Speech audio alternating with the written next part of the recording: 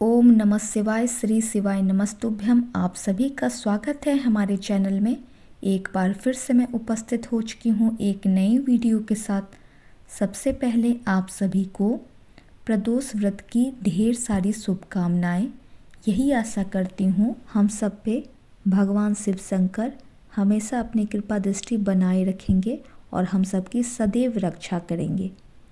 आज की इस वीडियो में मैं आप सभी को प्रदोष व्रत कब है, इसकी शुभ मुहूर्त क्या है, इसकी पूजन विधि क्या है, इसकी महत्व क्या है और साथ ही प्रदोष व्रत 2023 की व्रत कथा भी सुनाऊंगी। जी हाँ, तो कृपया करके पूरी वीडियो में अंत तक ज़रूर बने रहें, क्योंकि ये वीडियो आप सभी के लिए बहुत ही उपयोगी साबित होने वाली है। और जो भी भक्तजन सच्चे मन से हमारी ये वीडियो सुनेंगे, व्रत कथा पूरी वीडियो में अंत तक बने रहेंगे, भगवान शिव उन पे अपनी कृपा दृष्टि हमेशा बनाए रखेंगे। तो चलिए बिना किसी देरी के अपनी वीडियो को स्टार्ट करते हैं और सबसे पहले जानते हैं प्रदोष व्रत 2023 कब है और इसकी शुभ मुहूर्त क्या है और इसकी महत्व क्या है। हर माह की त्रयोदशी तिथि को प्रदोष व्रत रखा जाता है। भगवान शिव की कृपा प्राप्त करने के लिए प्रदोष व्रत बहुत महत्व रखते हैं। इस बार दिसंबर महीने में 2 प्रदोष व्रत होंगे। दिसंबर महीने में दोनों प्रदोष व्रत रविवार को होने के कारण रवि प्रदोष व्रत होंगे। रवि प्रदोष व्रत आरोग्य और सौभाग्य देने वाला होता है। दिसंबर को पहला प्रदोष व्रत होगा, यानी 10 दिसंबर 2023 दिन रविवार, और दूसरा व्रत होगा 24 दिसंबर दिन रविवार 2023 को रखा जाएगा। अब मैं आप सभी को 10 दिसंबर 2023 दिन रविवार यानी रवि प्रदोष व्रत की शुभ मुहूर्त बता रही हूँ, तो कृपया करके ध्यानपूर्वक सुनिए। पंचांग के अनुसार मार्गशीर्ष माह के कृष्ण पक्ष की त्रयोदशी तिथि 10 दिसंबर को सुबह 7:13 से शुरू होगी, जो कि अगले दिन 11 दिसंबर 2023 को सुबह 7:10 तक रहेगी। प्रदोष काल शाम में 5:24 से शुरू होगी और रात्रि 8:08 तक पूजा का शुभ मुहूर्त है। रवि प्रदोष व्रत में भगवान भोलेनाथ की पूजा अर्चना के साथ भगवान सूर्य की भी पूजा अर्चना विशेष तौर पर की जाती है। इससे स्वास्थ्य बेहतर रहता है और साथ ही घर में सुख समृद्धि का वास रहता है।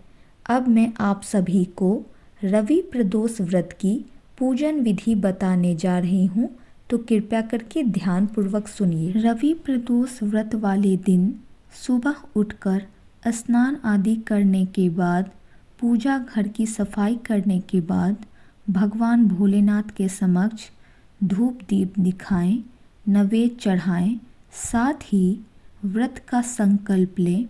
इस व्रत में अन्न ग्रहण नहीं करते हैं। फिर पूरे दिन उपवास रखने के बाद शाम में सूर्यास्त से 1 घंटा पहले फिर से स्नान आदि करके साफ वस्त्र पहन लें।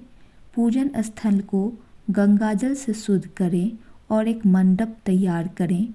अब इस मंडप में 5 रंगों का उपयोग करते हुए एक सुंदर रंगोली बनाएं।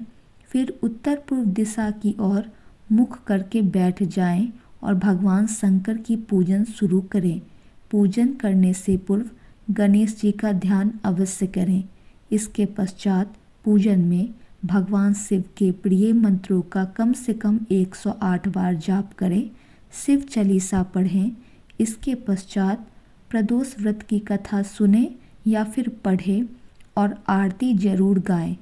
इसके बाद अंत में भगवान शिव की आरती संपन्न करने के बाद जो भी प्रसाद है वो परिवारजनों के बीच जरूर बांटें। शाम के वक्त शिव मंदिर जरूर जाएं। वहाँ पर जाके विशेष तौर पर पूजा अर्चना करें भगवान भोलेनाथ की। आप वहाँ पर फूल बेलपत्र अवश्य चढ़ाएं। साथ ही ओम नमः शिवाय मंत्र का कम से कम 108 बार जाप करें। वहाँ भी चालीसा पढ़ें, व्रत कथा सुने या फिर पढ़ें, फिर आरती गा के पूजा का समापन करें। अब मैं आप सभी को रवि प्रदोष व्रत कथा सुनाने जा रही हूँ, तो कृपया करके ध्यानपूर्वक व्रत कथा सुने, भगवान भोलेनाथ का ध्यान करें और अपनी अपनी मनोकामनाएं उनके समक्ष रखें। साफ मन के साथ पूरे ध्यान करते हुए ये व्रत कथा अवश्य सुने। जो भी भक्तजन सच्चे मन के साथ हमारी ये वीडियो पूरी अंत तक सुनेंगे, भगवान भोलेनाथ उन पे अपनी कृपा दृष्टि हमेशा बनाए रखेंगे। ओम नमः शिवाय, हर हर महादेव, श्री शिवाय नमस्तुभ्यम। कथा प्रारंभ होती है। एक गांव में अति दीन ब्राह्मण निवास करते थे। उसकी साध्वी स्त्री प्रदोष व्रत किया करती थी। उसे एक ही पुत्र रत्न था। एक समय की बात है, वह पुत्र गंगा स्नान करने के लिए गया हुआ था। संयोगवश मार्ग में चोरों ने उसे घेर लिया और वे कहने लगे, हम तुम्हें मारेंगे नहीं, तुम अपने पिता के गुप्त धन के बारे में हमें बतला दो। बालक दीन भाव से कहने लगा, हे बंधुओं, हम अत्यंत दुखी हैं, हमारे पास धन कहाँ है।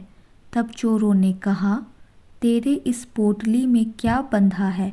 बालक ने निसंकोच कहा, मेरी माँ ने मेरे लिए रोटियां दी है। यह सुनकर चोरों ने अपने साथियों से कहा, साथियों, यह बहुत ही दुखी व्यक्ति है, अतः हम किसी और को लूटेंगे। इतना कहकर चोरों ने उस बालक को जाने दिया। बालक वहाँ से चलते हुए एक नगर में पहुँचा। नगर के पास एक बरगद का पेड़ था। वह बालक उसी बरगद के वृक्ष की छाया में सो गया। उसी समय उस नगर के सिपाही चोरों को खोजते हुए उस बरगद के वृक्ष के समीप पहुँचे और बालक को चोर समझकर बंदी बनाकर राजा के पास ले गए। राजा ने उसे कारावास में बंद कर दिया। ब्राह्मणी का लड़का जब घर नहीं लौटा तब उसे अपने पुत्र की बड़ी चिंता हुई। अगले दिन प्रदोष व्रत था। ब्राह्मणी ने प्रदोष व्रत किया और भगवान शंकर से मन ही मन अपने पुत्र की कुशलता की प्रार्थना की। भगवान शंकर ने उस ब्राह्मणी की प्रार्थना स्वीकार कर ली। उसी रात भगवान शंकर ने उस राजा को स्वप्न में आदेश दिया कि वह बालक चोर नहीं है, उसे प्रातःकाल छोड़ दे, अन्यथा तुम्हारा सारा राज्य वैभव नष्ट हो जाएगा। प्रातःकाल राजा ने शिवजी की आज्ञा अनुसार उस बालक को कारावास से मुक्त कर दिया। बालक ने राजा को अपनी सारी कहानी सुनाई। सारी बात सुनकर राजा ने अपने सिपाहियों को उस बालक के घर भेजा और उसके माता पिता को राज दरबार में बुलाया। उसके माता पिता बहुत ही भयभीत थे। राजा ने उन्हें भयभीत देखकर कहा, आप भयभीत ना हो, आपका बालक निर्दोष है। राजा ने ब्राह्मण को 5 गांव दान में दे दिए, जिससे वे सुखपूर्वक अपना जीवन व्यतीत करने लगे। इस तरह ब्राह्मण आनंद से रहने लगा। शिवजी की दया से उसकी दरिद्रता दूर हो गई। अतः जो भी मनुष्य रवि प्रदोष व्रत करता है, कथा सुनता है या फिर सुनाता है, वह सुखपूर्वक और निरोगी होकर अपना पूरा जीवन व्यतीत करता है और उस पर भगवान भोलेनाथ की विशेष कृपा दृष्टि बनी रहती है। कथा समाप्त हुई। एक बार प्रेम से बोलिए, जय भोलेनाथ, ओम नमः शिवाय, हर हर महादेव, श्री शिवाय नमस्तुभ्यम। आशा करती हूँ आप सभी को हमारी ये वीडियो पसंद आई होगी। इस वीडियो के माध्यम से हम आप सभी को रवि प्रदोष व्रत 2023 कब है, इसकी पूजन विधि क्या है, इसकी शुभ मुहूर्त क्या है और साथ ही विशेष उपाय, मंत्र, महत्व और अंतिम में रवि प्रदोष व्रत कथा भी सुनाई हूँ। तो संपूर्ण जानकारी आपको इसी वीडियो में मिल जाएगी। तो अगर आप सभी को हमारी ये वीडियो पसंद आए तो कृपया करके लाइक, कमेंट, शेयर, सब्सक्राइब जरूर करें। आशा करती हूँ आप सब अपने अपने घरों में अच्छे से रवि प्रदोष व्रत करेंगे, भगवान भोलेनाथ की विशेष तौर पर पूजा अर्चना करेंगे। एक बार प्रेम से बोलिए ओम नमः शिवाय, हर हर महादेव, श्री शिवाय नमस्तुभ्यम।